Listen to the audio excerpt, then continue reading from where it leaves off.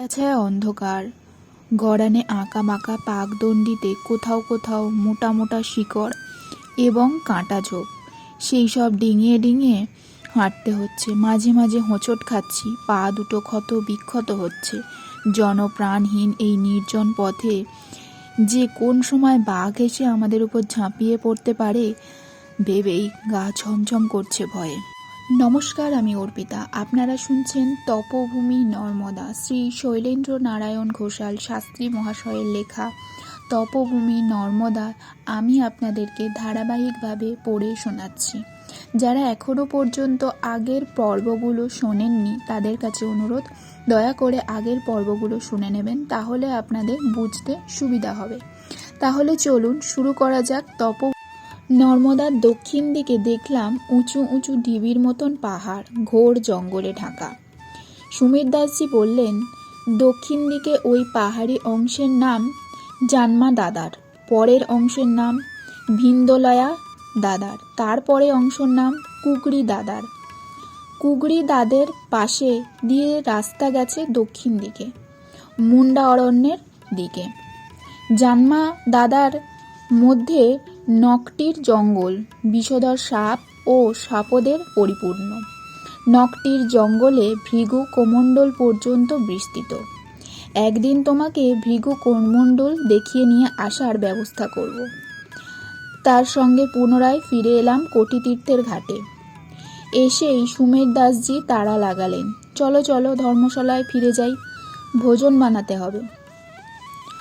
অনেকক্ষণ ধরে লক্ষ্য করছিলাম এই সৌম্যকান্তি ভদ্রলোক কোটিতীর্থের চারিদিকে ঘুরে ফিরে তার সঙ্গী একজন যুবককে মন্দিরগুলির চূড়াগুলি দেখিয়ে মন্দির গাত্রে আঙুল ঠুকে ঠুকে কিছু বোঝাচ্ছিলেন।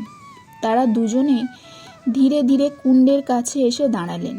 তার সঙ্গীকে যা বললেন তার মর্মার্থ এই যে, অন্ধ সংস্কার ও ভক্তি বশেই আমরা ভারতীয়রা সব জায়গায় তীর্থ ও মন্দির গড়ে তুলেছি। যেখানেই প্রাকৃতিক সৌন্দর্য বা প্রকৃতির ভয়াল রূপ আমাদেরকে বিহ্বল করছে, সেখানেই আমরা ভয়ে বিস্ময়ে দেবত্ব আরোপ করছি। এই যে নর্মদা মন্দিরে এত শিব দেখছ, এই শিব বা শিবলিঙ্গ মহেঞ্জোদারো হরপ্পার যুগ থেকে আর্য সংস্কৃতির মধ্যে এসে অনুপ্রবেশ করেছে। শিব আসলে অনার্যদের দেবতা। এই জন্য বেদে শিব পূজা বা শিবলিঙ্গ পূজার কোনো উল্লেখ নেই। সুমের দাসজি উত্তেজিত হয়ে বলে উঠলেন, इसलिए हम क्या कहूँ, कौन मूर्ख ने आपको ये बताया? ভদ্রলোকের সঙ্গী যুবকটি কড়া সুরে বললেন, জানেন আপনারা কার সঙ্গে কথা বলছেন? ইনি অধ্যাপক পি.কে. মবলঙ্করজি, নাগপুর বিশ্ববিদ্যালয় ইতিহাস বিভাগের প্রধান। আমি সুমির দাসজিকে চুপ করতে বলে ভদ্রলোককে নমস্কার জানিয়ে বললাম, আপনার মতন পণ্ডিতের কাছে আমি বালক মাত্র। আমার ধৃষ্টতা যদি মার্জনা করেন তবে সবিনয়ে জানাতে চাই, বেদে বহু স্থানেই শিবের উল্লেখ আছে। বৈদিক ঋষিরা শিবকে অনাদি কারণ মূল ভগবান বলে মানতেন। আমি আপনাকে বেদ মন্ত্র শোনাই। এই বলে করজোড়ে বেদোক্ত রুদ্রসূত্র পাঠ করে শিব ও নর্মদার উদ্দেশ্যে ষষ্ঠাঙ্গে ধূল্য বলুণ্ঠিত হয়ে প্রণাম জানালাম।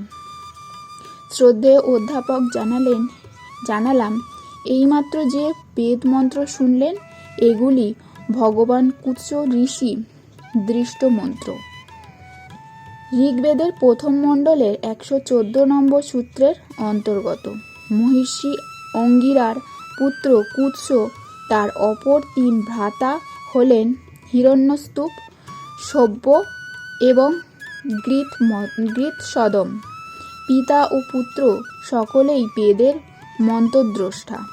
এই যে এক, এর অর্থ হল মহান কপর্দি বীর দর্প চূর্ণকারী রুদ্র দেবতাকে আমরা এই মন্ত্রে আহ্বান করছি। তার কৃপায় যেন দ্বিপদ মনুষ্য এবং চতুষ্পদ জন্তু সকলেই সুস্থ ও রোগশূন্য হয়। মত্ত মানুষের দুঃখ নিবৃত্তির জন্য হে রুদ্র। সুমের দাসজি আনন্দে ডগমগ হয়ে উঠলেন। আমাকে একরকম বগল দাবা করেই ধর্মশালাতে নিয়ে গেলেন। পথশ্রমে ক্লান্ত ছিলাম। আহার আদি সেরে ঘুমালাম বেলা 5টা পর্যন্ত। সেদিন আর কোথাও গেলাম না। ধর্মশালার ছাদে উঠে নিবিড় অরণ্যানীর অপরূপ শোভা উপভোগ করতে লাগলাম। নিচে কতকগুলো বন্য শৃগালকে দৌড়ে যেতে দেখলাম। একটা নেগড়ে বাঘকেও দেখলাম। সুমের দাসজির ভাষায় হুড়াল। মন্দিরের ঘণ্টার ধ্বনি কানে এলো। আরতি হচ্ছে। অমরকণ্টকে দ্বিতীয় দিন। ভোরে উঠেই দুজনেই নর্মদা ঘাটে স্নান করে এলাম।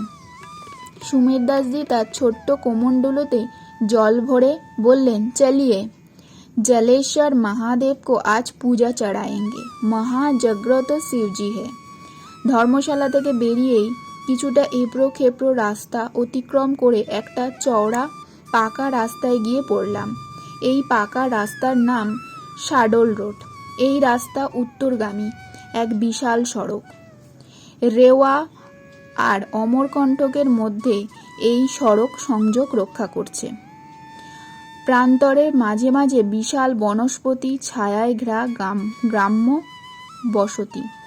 অধিকাংশ কুটিরই, মাঝে মাঝে দুই একটা পাথরের একতলা বাড়িও আছে। পথে কয়েকটা বড় বড় খাটাল চোখে পড়ল। খাটাল ভর্তি বিশাল দেহী কালো মহিষ। মাঠেও বাঁকানো শিং জোড়া নিয়ে চড়ে বেড়াচ্ছে কয়েকটা রাখাল বালক তাদের পিছনে। রোদের তাপ বাড়ছে। প্রায় মাইল 5 উত্তর দিকে শাডল রোড ধরে আমরা হেঁটে ফেললাম। এতটা রাস্তা বাঁ দিকে বেঁকে এলাম। ধুধু করছে মাঠ, ডান দিকে গভীর বন। সেই বন খাদের অন্ধকারে কোথায় নেমে গেছে। ঘন জঙ্গলের ওপার আবার পাহাড়, পাহাড় আর পাহাড়ের পর পাহাড়। সেই ডান দিকে দেখলাম পাথরের দুটো বিরাট চাঙড় পাশাপাশি, তাদের মাঝখান দিয়ে সরু পথ। এইখানে ডান দিকে সুমের দাসজি মোড় নিলেন। আমি পিছু পিছু চলছি। পাহাড়ি ঢালু বেয়ে সেই পথ নেমেছে। ক্রমেই সংকীর্ণ হয়ে আসছে সেই পথ, ক্রমেই কঠিন হয়ে আসছে উতরাই। দুধারে উঁচু উঁচু প্রাচীন গাছ।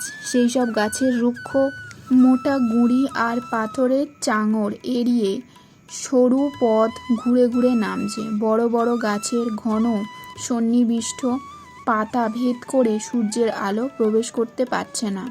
ছায়া ছায়া অন্ধকার। গড়ানে আঁকা বাঁকা পাকদণ্ডিতে কোথাও কোথাও মোটা মোটা শিকড় এবং কাঁটা ঝোঁক। সেই সব ডিঙিয়ে ডিঙিয়ে হাঁটতে হচ্ছে। মাঝে মাঝে হোঁচট খাচ্ছি। পা দুটো ক্ষত বিক্ষত হচ্ছে। জনপ্রাণহীন এই নির্জন পথে যে কোন সময় বাঘ এসে আমাদের উপর ঝাঁপিয়ে পড়তে পারে, গা ছমছম করছে ভয়ে।